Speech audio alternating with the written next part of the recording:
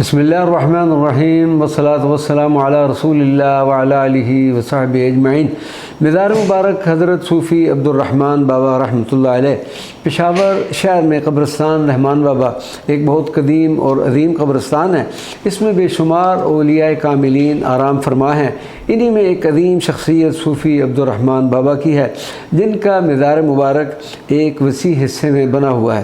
حضرت صوفی عبدالرحمن بابا ایک جید عالم دین اور عارف کامل ہونے کے ساتھ ساتھ پشتوں کے عظیم شاعر بھی تسلیم کیے جاتے ہیں، اور اسی اعتبار سے آپ کا انتہائی ادب و احترام کیا جاتا ہے۔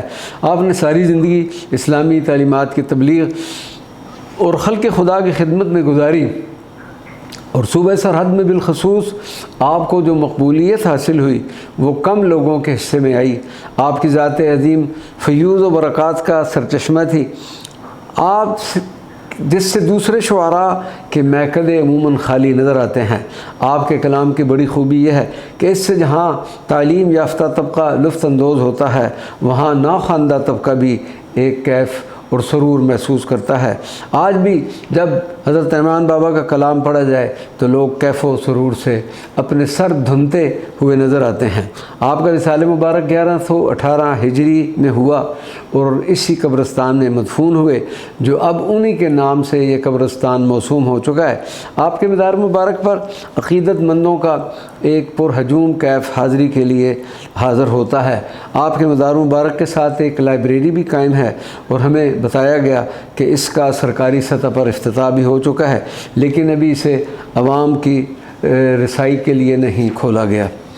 حضرت اخوند درویزہ بابا رحمۃ اللہ علیہ یہ بھی ایک عظیم سلسلہ چشتیہ کے بزرگ ہو گزرے ہیں۔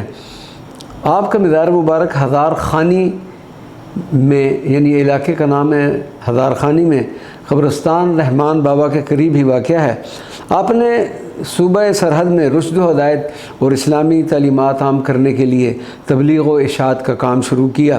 آپ اپنے بچپن کے حالات پر روشنی ڈالتے ہوئے فرماتے ہیں کہ مجھ میں زمانہ طفولیت سے ہی زہد و ریاضت کی طرف میلان پایا جاتا تھا، اور اس وقت سے لے کر اس وقت تک اس رجحان میں کوئی کمی محسوس نہیں کی، بلکہ اس میں زیادتی ہی محسوس کرتا ہوں۔ حضرت اخوند درویزہ بابا رحمۃ اللہ علیہ کا حافظہ اتنا قوی تھا کہ آپ جو کتاب بھی پڑھتے وہ زبانی یاد ہو جاتی تھی۔ حضرت اخوند درویزہ بابا رحمۃ اللہ علیہ جناب سید علی الترمذی المشہور حضرت پیر بابا سوات والے کی خدمت میں حاضر ہوئے، اور انہی سے فیض حاصل کیا، اور شیخ کامل کی توجہ سے آپ کو مختصر عرصہ میں عظیم مقامات حاصل ہوئے۔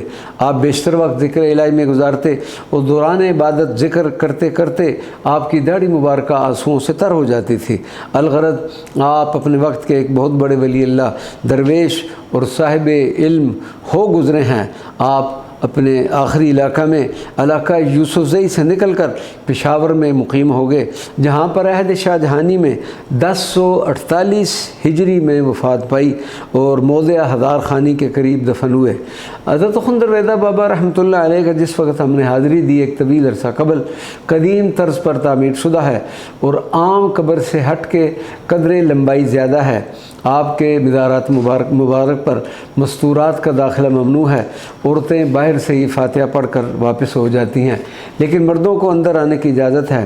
ہم الحمدللہ اندر حاضری کا شرف حاصل ہوا، سلام پیش کیا۔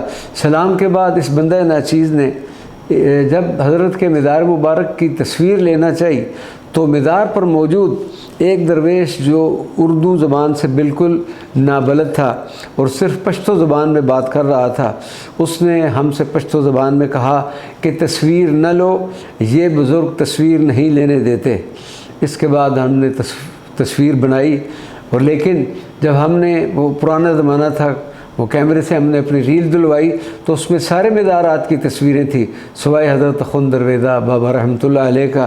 یہ ان کی زندہ کرامت ہے جو ہم نے خود اس دور میں دیکھی۔ اللہ تبارک و تعالی ہمیں حضرت اخوند درویزہ بابا کی برکات نصیب فرمائے۔ وما علینا الا البلاغ المبین۔